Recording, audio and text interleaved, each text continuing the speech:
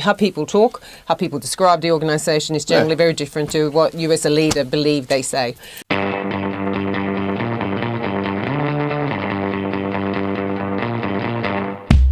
Hello, I've got Maria Nordstrom with me again. Welcome back, Maria. Thank you, John. It's a pleasure to be here. Hey, last time we were together, we discussed high-performing sales culture. Yes. And what is it and so on. And I think you explained it very well. I'd like to explore a number of topics around that. And one is the inertia that happens in organisations. That's the way we've always done it type stuff.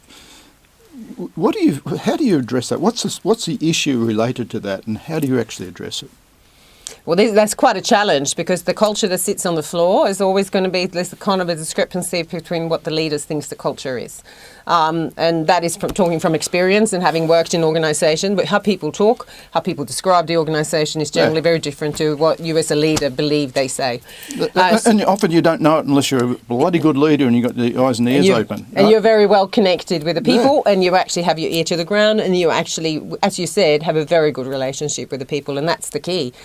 I guess being an authentic leadership, as authentic leadership, being an authentic leader allows you to have more of a connection with the people, and really to understand what, and if there is the discrepancy between the culture you're trying to create and the culture that's actually happening on the ground.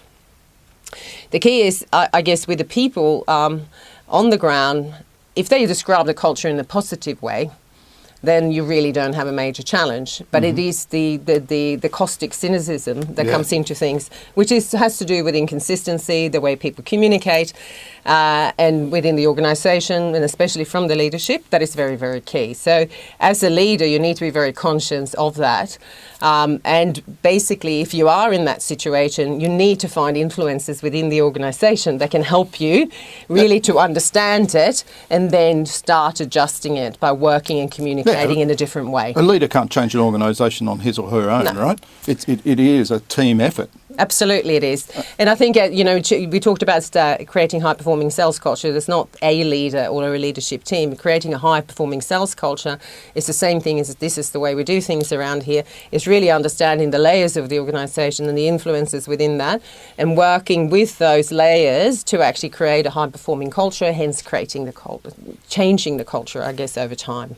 And if you can identify the leaders down in the troops, absolutely, and help them take a lead in driving the change in the culture, it's a big absolutely make a big difference. Yeah, absolutely. So we're talking about leaders or influencers within that. So people lead. We have this concept of people leading from where they stand, I suppose, and I think that's important. If people feel that they're empowered to make decisions, and this comes back to, I guess, creating that high-performing culture again, that people truly understand their role and where they fit, and what their role means in the context of the outcomes the organisation is trying to achieve. So if you talk about those people in groups, if they understand the role, where it fits, and how they actually will affect the outcomes, then you'll find that the consistency in the leadership at any level in the organisation will drive the organisation to where it needs to be. Okay, that makes sense. And you really need this culture where people, there's no fear in speaking out, there's no fear in challenging, those sorts of things. And if the leader is authentic in the way they lead, people will feel comfortable that they can challenge, they can take that, put their hand up and say, hey, I don't like the way this is happening, or whatever. Yeah, I mean, I'm talking from my own experience, is if you have somebody that they know that will listen, not necessarily execute everything you say, but listen and actually digest the information that they're being provided with as a possibility or an opportunity. Once you do that and you hear people, truly hear people, people feel that they're more connected and also feel more empowered. Yes. Hence, they will actually work to actually support the organisation and its outcomes rather than just themselves. So in driving change, it just comes back again to that leadership, and I'd like to talk more about leadership in our future interviews. There's some great thoughts there, and I think the people across the organisation hearing what you've got to say, for any leader trying to drive a change in that organisation, I think what you've said will be very valuable for anybody in an organisation. Thank you very much. Thank you, John.